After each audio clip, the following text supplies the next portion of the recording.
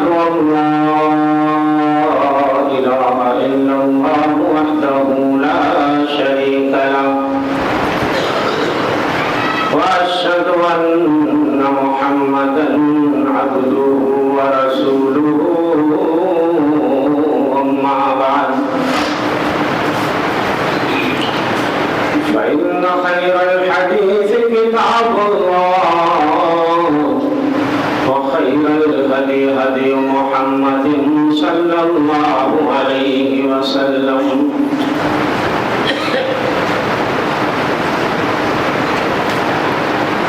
شر الأمور محدثاتها وكل محدثة بدعة وكل بدعة ضلالة وكل ضلالة في النار.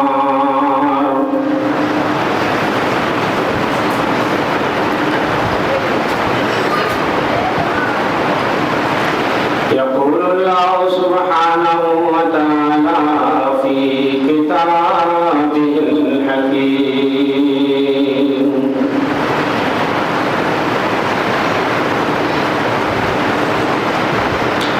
فكلا أخذنا بذنبه فمنهم من أرسلنا عليه حاصبا ومنهم من أخذته الصيحة ومنهم من خسفنا به الأرض ومنهم من أغرقنا وما كان الله يظلمهم ولكن كانوا أنفسهم يظلمون.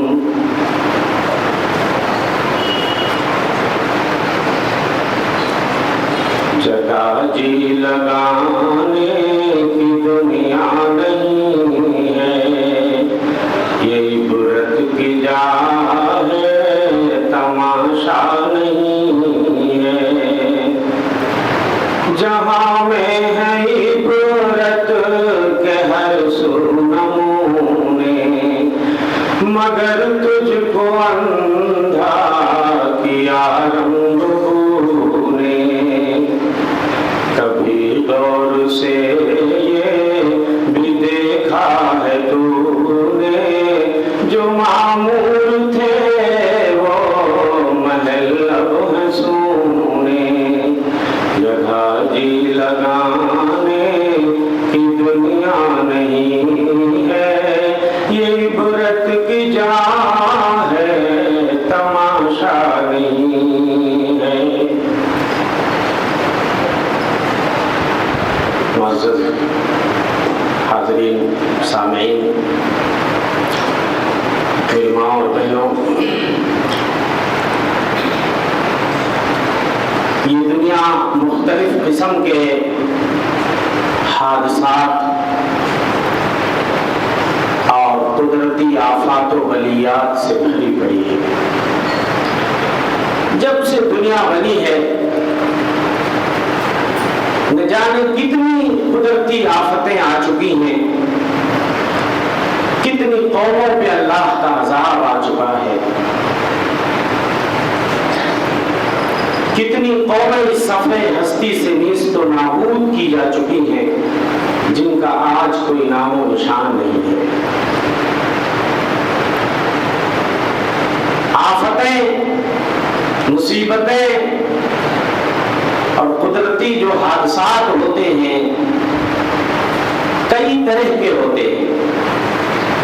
کبھی آفت جو ہے وہ سیلاب کی شکل میں آ جاتی ہے، کبھی طوفان باد و باران کی شکل میں تیز ہواؤں کے جھکڑ چلنے لگتے ہیں، تیز آندھی آ جاتی ہے، کبھی زمین دھسا دی جاتی ہے، کبھی آسمانوں سے پتھروں کی بارش ہو جاتی ہے، اور کبھی وبائی بیماریاں پھوٹ پڑتی ہیں، طاعون کی بیماری جیسے کورونا وائرس کی بیماری، اور کبھی جنگیں اور لڑائیاں کھن جاتی ہیں. لیکن تمام قدرتی آفتوں میں ایک آفت اور بلا ایسی ہے جس کے اثرات بہت دیر پا ہوتے ہیں، اور وہ ہے زلزلہ. ماہرین نفسیات کا کہنا ہے کہ زلزلے کا اثر جو انسان کے مائنڈ اور دماغ پہ ہوتا ہے نا،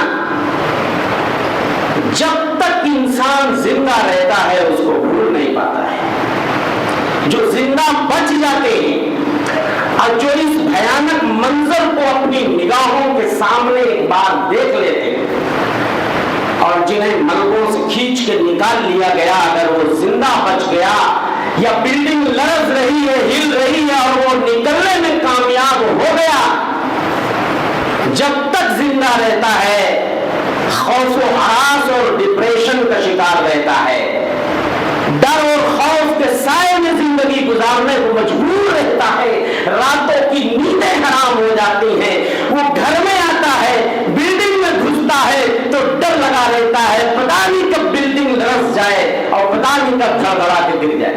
بستر پہ آتا ہے تو بھی سوچتا ہے پتہ نہیں کب بلڈنگ ہلنے لگے. میرے بھائیوں، زلزلہ کا مطلب پہلے سمجھ لیجیے. عربی زبان کا لفظ ہے.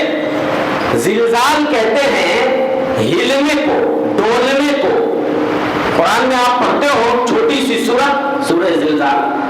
اذا زلزلت الارض زلزالها، جب زمین بری طرح جھنجھوڑ دی جائے گی، ہلا دی جائے گی، تو وہیں سے نکلا زلزلہ. زلزلہ کا مطلب ہے ہلنا. اللہ سبحانہ و تعالیٰ کی حکمت بالغہ دیکھیے کہ جب اس نے زمین کو پیدا کیا تو زمین ہل رہی تھی. اللہ نے پہاڑوں کو میخ بنا کے، کھونٹی بنا کے ٹھوک دیا تو زمین تھم گئی، پرسکون ہو گئی، تاکہ انسان، جانور سبھی اس پہ زندگی گزار سکیں، گھر بنا سکیں، روزی روٹی تلاش کر سکیں. سوچو اگر یہ زمین ویسے ہلتی رہتی تو کیا ہوتا؟ کیا ہم اس زمین پہ زندہ رہ پاتے؟ کیا ہم گھر بنا پاتے؟ کیا ہم روزی روٹی تلاش پاتے؟ نہیں تلاش پاتے. تو یہ اللہ کی حکمت دیکھیے کہ اس نے پہاڑوں کو کھونٹی بنا کر ٹھوک دیا تو زمین تھم گئی. لیکن کبھی کبھی اللہ تعالی جب چاہتا ہے تو زمین کو تھوڑا سا ہلا دیتا ہے، تھوڑا سا زمین میں ارتعاش پیدا کر دیتا ہے، لرزش، جسے ہم اور آپ زلزلہ کہتے ہیں. اگر سائنسدانوں سے پوچھا جائے یا دنیاوی علوم کے ماہرین سے پوچھا جائے کہ زلزلے کیوں آتے ہیں تو ان کا جواب یہ ہوگا کہ یہ جو زمین ہے اس میں 7 زمین نیچے ہے، اسے لے کر جیسے 7 آسمان ہے ایسے 7 زمینیں بھی وہ بھی مانگتے ہیں، لیکن اس میں لیئر ہے، یہ تہ بتہ ہے. یہ آسمانوں کی طرح نہیں ہے کہ جس میں ڈسٹینس بہت زیادہ ہے ایک آسمان سے دوسرے آسمان کی دوری. یہ زمین جو ہے نا تہ بتہ ہے، اس میں لیئر ہے. اور زمین کی گہرائیوں میں کچھ ٹیکٹونک پلیٹس ہوتے ہیں یا چٹانیں ہوتی ہیں، ٹیکٹونک پلیٹس بولتے ہیں زمین کی گہرائیوں میں. اور ان پلیٹس کے نیچے ایک پگھلا ہوا مادہ ہوتا ہے جس کو میگما کہا جاتا ہے. کیا کہا جاتا ہے؟ میگما. ان پلیٹوں کے نیچے ہوتا ہے. کبھی کبھی اس میں کرنٹ لگتا ہے اور اس کا درجہ حرارت بہت زیادہ بڑھ جاتا ہے تو یہ پلیٹیں جو ہے نا ٹوٹ پھوٹ کا شکار ہو جاتی ہیں، یہ زیر و زبر ہونے لگتی ہیں، اوپر نیچے. کچھ پلیٹیں زمین میں اور نیچے دھس جاتی ہیں اور کچھ اپنے لیول سے اوپر آ جاتی ہیں. تو جب وہ اوپر آتی ہے تو اس کی وجہ سے زمین میں ارتعاش پیدا ہوتا ہے، زمین میں لرزش پیدا ہوتی ہے، زمین ہلنے لگتی ہے، جس کو زلزلہ کہا جاتا ہے. یہ تو وہ لوگ جواب دیں گے جو سائنس نہ ہے، وہ سائنٹیفک اعتبار سے جواب دیں گے. ہم یہ نہیں کہتے، اور بھی بہت ساری وجہ ہیں. آتش فشاں پھٹتے ہیں زمین کے اندر، ان کی وجہ سے جو لاوا نکلتا ہے اس کو بھی ایک سبب مانتے ہیں زمین کے ہلنے میں. بہت ساری وجہیں لوگ بتاتے ہیں، ایک وجہ نہیں ہے. میں یہ نہیں کہتا کہ سائنسدانوں کی یہ نظریہ غلط ہے میں یہ نہیں کہتا، لیکن بحیثیت مسلمان ہمارا نظریہ کیا ہونا چاہیے؟ اگر کسی دینی علوم کے جانکار سے آپ پوچھیں کہ زلزلے کیوں آتے ہیں تو وہ آپ کو یہ تھیوری نہیں بتائے گا، بلکہ وہ آپ کو یہ بتائے گا یہ اللہ کی نشانی ہے، یہ عذاب ہے، اللہ اس سے اپنے بندوں کو ڈرانا چاہتا ہے۔ اور یہ جواب بحیثیت مسلمان اس لیے صحیح ہے کہ کتاب و سنت میں اس کی بنیاد موجود ہے کہ اللہ تعالیٰ اس کے ذریعہ بندوں کو ڈراتا ہے۔ یہ ایک طرح سے عذاب ہے کہ لوگ خواب غفلت سے بیدار ہو جائیں۔ ٹھیک ہے، سائنسدانوں کا نظریہ بھی صحیح ہو سکتا ہے، لیکن مجھے آپ یہ بتائیے یہ پلیٹیں جو ٹکراتی ہیں، یہ چٹانیں جو آپس میں ٹکراتی ہیں، بھئی یہ چٹانیں یہ پلیٹیں تو پوری زمین کے اندر ہیں، اب ایک ہی جگہ جہاں زلزلہ آتا ہے وہیں کیوں ٹکراتی ہیں، یا ان کے اندر کرنٹ کیوں لگتا ہے، اس کا درجہ حرارت کیوں بڑھتا ہے؟ ظاہر سی بات ہے اللہ سبحانہ و تعالی جہاں کی زمین کو حکم دے دیتا ہے جن چٹانوں کو ٹکرانے کا وہ ٹکرا جاتی ہے اور وہاں زلزلہ برپا ہو جاتا ہے۔ تو اللہ کی مرضی کے بغیر تو کچھ نہیں ہوتا۔ اب وہاں زلزلہ کہیں برپا ہو گیا کہیں نہیں ہوا، اب یہ اللہ کی مرضی ہے کہ کہاں زلزلہ لانا ہے، کس وقت اور کہاں نہیں لانا ہے۔ تو میرے بھائیوں ٹھیک ہے میں سائنسدانوں کے نظریے کو صحیح مان لیتا ہوں، لیکن ان چٹانوں کو ٹکرانے کا حکم کون دیتا ہے؟ میرا اللہ دیتا ہے۔ میں اس کی بنیاد آپ کو بتاتا ہوں، تاریخ میں آپ کو بتانا چاہتا ہوں زلزلے کی تاریخ۔ نبی کے زمانے میں کوئی زلزلہ نہیں آیا، لیکن آپ نے یہ پیشین گوئی فرمائی تھی کہ جب زمانے قیامت سے قریب آ جائیں گے تو زلزلے کثرت سے آنا شروع ہو جائیں گے۔ آپ کے زمانے میں زلزلہ آیا نہیں، لیکن آپ نے پریڈکٹ کی، پیشین گوئی کی کہ زلزلے آئیں گے اور معمولی نہیں آئیں گے، کثرت سے آئیں گے۔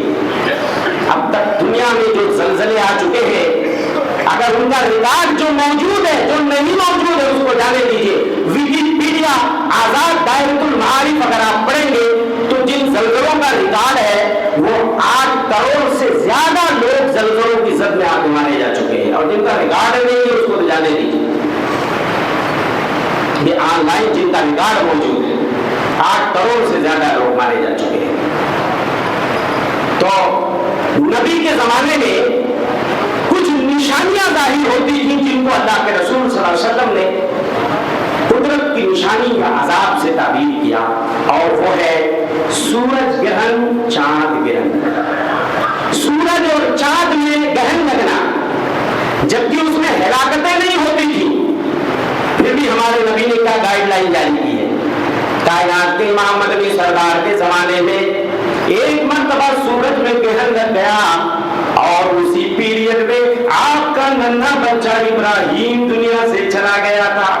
زمانے جاہلیت میں لوگوں کا یہ عقیدہ تھا چاند و سورج میں جب گرہن لگتے ہیں یا تو کوئی بڑا آدمی پیدا ہوتا ہے یا تو کوئی بڑا آدمی مرتا ہے۔ اللہ کے رسول صلی اللہ علیہ وسلم نے فرمایا ان الشمس والقمر آیتان من آیات اللہ، یہ سورج یہ چاند اللہ کی نشانیوں میں سے 2 نشانی ہے۔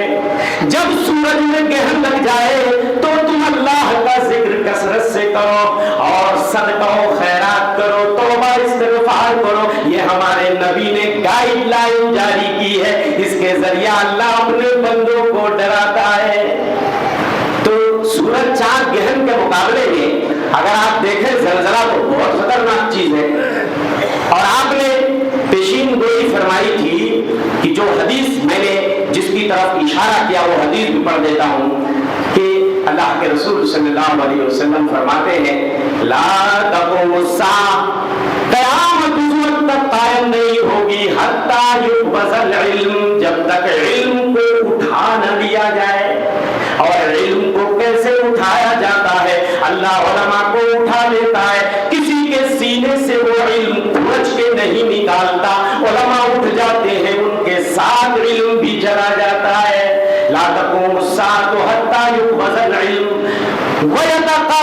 ज़मान, ज़माना करीब हो जाता है, यानी ज़माने की बरकत खत्म हो जाती है। वतक्सुरु ज़लाज़िल, क़यामत उस वक्त तक कायम नहीं होगी जब तक ज़लज़लों की कसरत न हो जाए। तो अभी आपको शुबा है कुछ कि क़यामत करीब है कि नहीं करीब है? तो मेरे भाइयों, मैंने कहा नबी के ज़माने में किसी सही रिवायत से,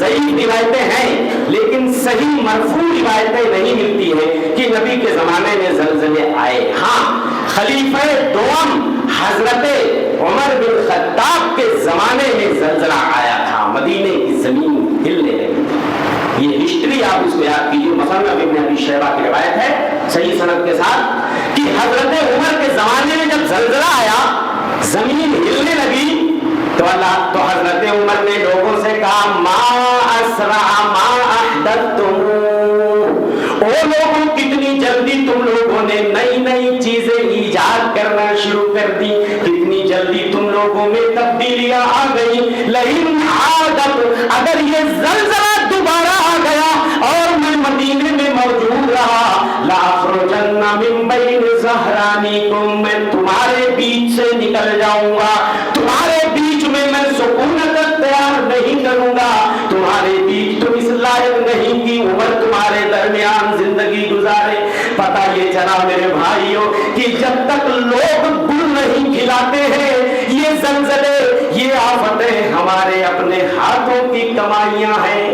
और यही तो हमारा कुरान कहता है, हमारा रब फरमाता वमा असाबकुम बिमुसीबतिन फबिमा कसबत अयदीकुम, तुम्हें जो भी मुसीबत लायक होती है तुम्हारे अपने हाथों की कमाई होती है, जबकि अल्लाह बहुत सारे तुम्हारे जराइम, तुम्हारे गुनाहों को माफ करता रहता है। अगर अल्लाह हर गुनाह पे पकड़ना शुरू कर दे, तुम्हें सजा देना शुरू कर दे, तो तुम जिंदा नहीं रह सकते।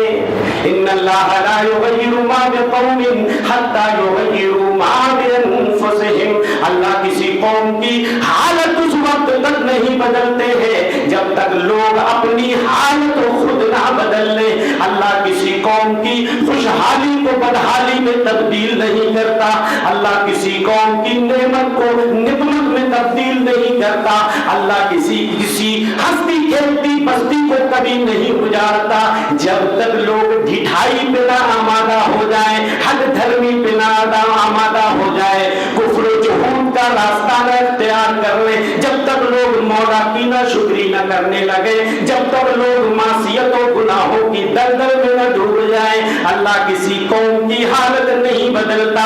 अल्लाह किसी के चेहरे से खुशी छीन कर क्या करेगा मेरे भाई? आपके घरों को गिराकर, आपके शहरों को बर्बाद करके अल्लाह क्या करेगा?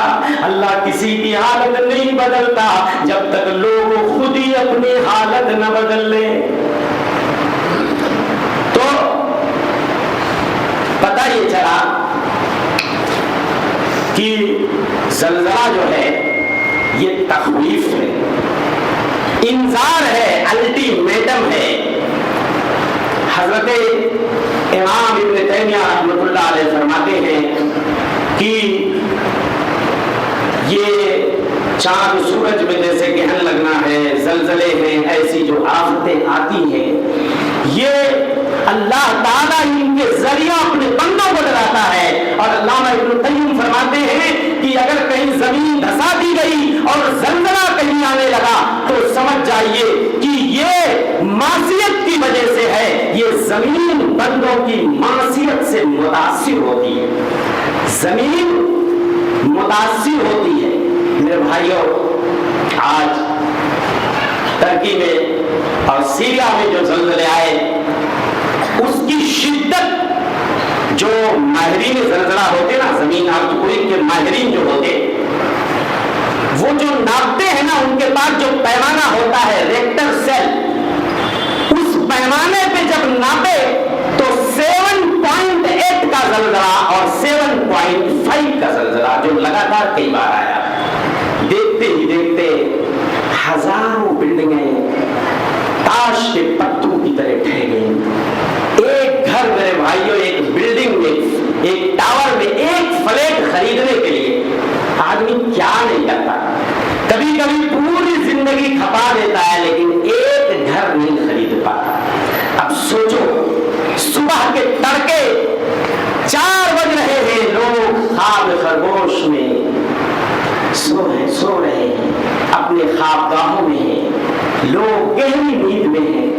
ایسے میں اگر دھڑ دھڑا کے بلڈنگیں اور مکانات ان کے اوپر گر جائیں تو ذرا سوچو کتنا بھیانک منظر, قیامت صغریٰ کا منظر میرے بھائیوں. ہر طرف ہاہاکار, جو دب گئے وہ تو دب گئے, لیکن جو بچ کے باہر نکلے اور انہوں نے اس کے بعد اپنے موبائل کیمرے سے جو تصویریں نکال کی, جو فوٹیج آ رہے ہیں, جو ویڈیوز آ رہے ہیں میرے بھائیوں, اگر اس کو آپ دیکھیں تو کلیجے منہ کو آتے ہیں, آنکھیں اشکبار ہو جاتی ہیں. قیامت صغریٰ کا منظر, ہر طرف چیخو پکار, آہو پکار, لوگ اپنے بچ جانے والے رشتے داروں کو, اپنے عزیزوں کو جو ہے وہ مدد کے لیے گہار لگا رہے ہیں, ان کو تراشنے کے لیے.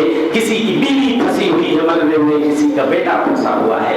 ایک کلپ بہت مشہور ہوئی, بڑی وائرل ہوئی, آپ نے دیکھا ہوگا. سیریا کے اندر مریم نام کی 7 سالہ لڑکی جو اپنے بھائی کو اپنی باہوں سے چھپا رہی ہے, ملبے میں دبی ہوئی ہے, بلڈنگ کا کالم اس کے اوپر ہے, وہ ہل نہیں سکتی ہے, لیکن اتنا زیادہ بھی نہیں دبی تھی کہ مر جائے, جان باقی تھی.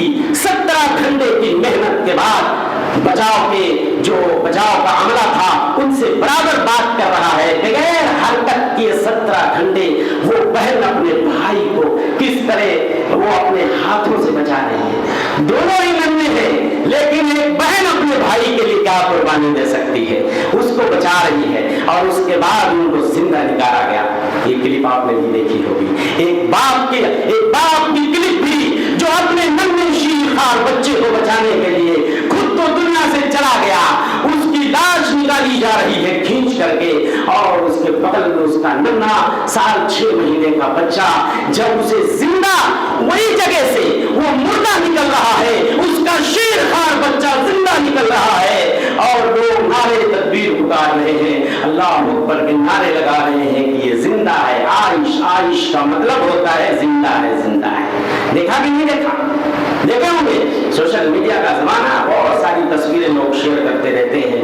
اللہ رحم فرمائے. ایک بات کی طرف میں نشاندہی کرنا چاہتا ہوں, جہاں اس طرح کی آفت آتی ہے, مصیبت آتی ہے, تو لوگ عام طور پہ وہاں کے لوگوں کو کوسنا شروع کر دیتے ہیں. ہمارے سوشل میڈیا پہ بہت سارے نوجوان الٹی سیدھی باتیں, الٹے سیدھے کمنٹس کرنا شروع کرتے ہیں. ارے جی ترکی کے مسلمان تو تھے ہی ایسے, ارے سیریا کے مسلمان تو اور بھی گئے گزرے تھے, وہ تو بالکل امریکہ نواز تھے, وہ تو فحاشیوں کی دلدل میں ڈوبے ہوئے تھے. میرے بھائیوں, جب اس طرح کی آفت آتی ہے تو یہ وقت انہیں پوچھنے کا نہیں ہوتا, ان کے لیے دعائیں کرنے کا ہوتا ہے, مدد کا ہاتھ بڑھانے کا ہوتا ہے. بتاؤ ترکی اور سیریا میں جو گناہ ہے, جو برائیاں ہیں, آپ کے یہاں نہیں ہے. آپ اتنے دودھ کے دھلے ہو کہ آپ کے اوپر عذاب نہیں آ سکتا, اور ترکی اور سیریا کے مسلمانوں پہ عذاب آ سکتا ہے.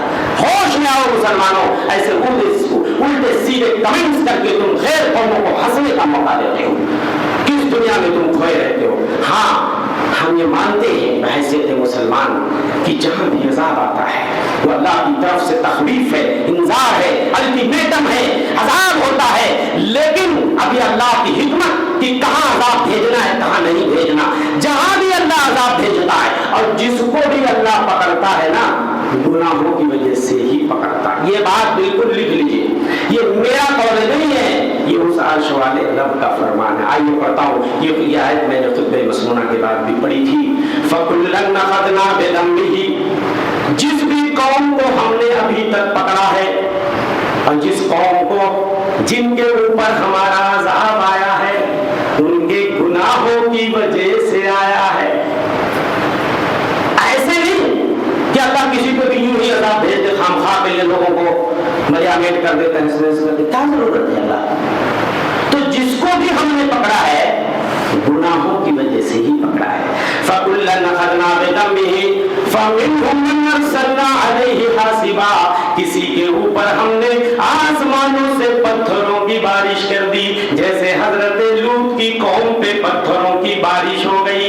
وَمِنْهُم من اخذته الصیحة کسی کو چیخ نے پکڑ لیا، اتنی بھیانک چیخ سنائی دی کہ لوگوں کے کلیجے اچانک منہ میں آ گئے، حلق میں آ کے اٹک گئے، سارے لوگوں کی روح پرواز کر گئی، سارے لوگ مر گئے۔ جیسے قوم سمود کو دیکھ لیجئے، یعنی حضرت صالح کی قوم اور حضرت شعیب کی قوم کو اللہ نے چیخ سے مٹا دیا۔ وَمِنْهُمْ مَنْ خَسَفْنَا بِهِ الْأَرْضَ اور کسی کو ہم نے ان کے گناہوں کی وجہ سے زمین میں دھسا دیا، جیسے قارون کو اللہ نے اس کے محل سمیت زمین میں دھسا دیا۔ وَمِنْهُمْ مَنْ أَغْرَقْنَا اور کسی کو ہم نے سمندر میں پانی میں ڈبو کر مار دیا، جیسے قوم فرعون کو اللہ نے اور قوم نوح کو پانی میں ڈبو کر مار دیا۔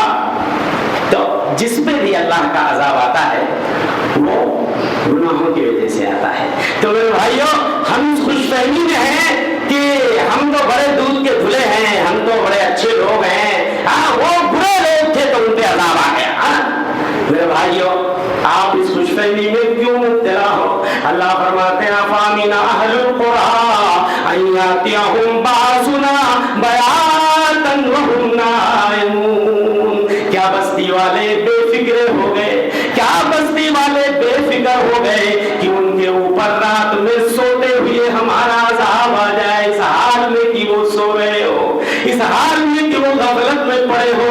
اے بستی والوں، تم بے خوف کیوں ہو گئے کہ سونے کی حالت میں تمہارے اوپر عذاب نہیں آ سکتا؟ کمرے میں ایئر کنڈیشن چل رہا ہے، نرم ملائم گدے پہ سو رہے ہیں، بالکل بے فکر ہے کہ یہاں تو ہمیں کیا ہو سکتا، یہاں تو ہمارا بال بیٹا نہیں ہو سکتا۔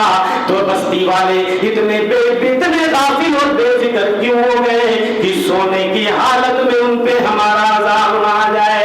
أَوَامِنَ أَهْلُ الْقُرَىٰ أَن يَأْتِيَهُمْ بَأْسُنَا ضُحًى وَهُمْ يَلْعَبُونَ کیا بستی والے اس بات سے بے فکر اور غافل ہو گئے کہ ان کے پاس ہمارا عذاب دن چڑھے آ جائے، چاش کے وقت آ جائے، جب وہ کھیل کود میں مشغول ہو، کوئی دکان میں ہے، کوئی مکان میں ہے، کوئی کھیتی میں ہے، کوئی کھلیان میں ہے، کوئی منڈی میں ہے، کوئی بازار میں ہے، کوئی اسٹیڈیم میں کھیل کھیل رہا ہے، کوئی سوئمنگ پول میں نہا رہا ہے، کوئی پارکوں میں جھول رہا ہے۔ اللہ تعالیٰ فرماتے ہیں بستی والے کیا بے خوف ہو گئے کہ ان کے اوپر دن چڑھے ہمارا عذاب آ جائے، جب وہ کھیل کود میں مصروف ہو، مشغول ہو۔ أَفَأَمِنُوا مَكْرَ اللَّهِ ارے یہ لوگ اللہ کی پکڑ سے کیوں بے فکر ہو گئے؟ فَلَا يَأْمَنُ مَكْرَ اللَّهِ إِلَّا الْقَوْمُ الْخَاسِرُونَ جو گھاٹا اٹھانے والی قوم ہوتی ہے، جو غافل قوم ہوتی ہے، وہی اللہ کی پکڑ سے بے فکر ہوتی ہے۔ تو میرے بھائیوں، ڈرنا چاہیے۔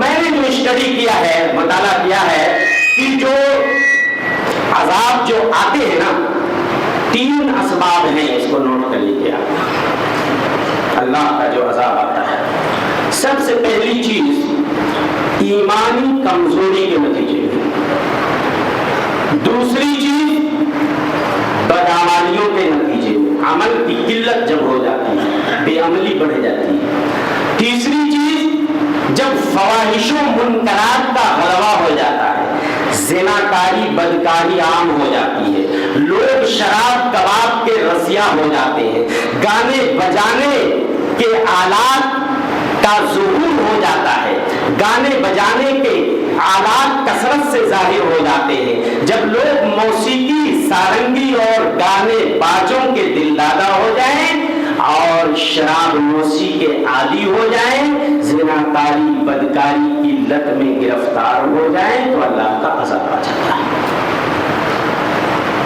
ایمان میرے بھائیوں، سب سے پہلی چیز ضرورت ہے کہ ہم ایمان کو مضبوط کریں۔ کیا کریں؟ ایمان کو مضبوط کریں، اس لیے کہ آج ایمان کی بڑی کمی ہے میرے بھائیوں، یہ فتنوں کا زمانہ ہے، آج قدم قدم پہ ہمارے ایمان کا